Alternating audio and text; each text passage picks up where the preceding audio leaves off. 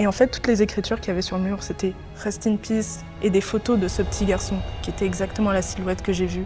Le lendemain, je dois repartir. Je sais pas si j'étais partie voir des potes ou je suis repartie au collège. Je dois descendre de chez moi et je dois retourner derrière le U, derrière la branche du U où j'ai vu le petit garçon. Donc l'arrière, et comme je vous ai dit, il y avait mon ancienne école primaire.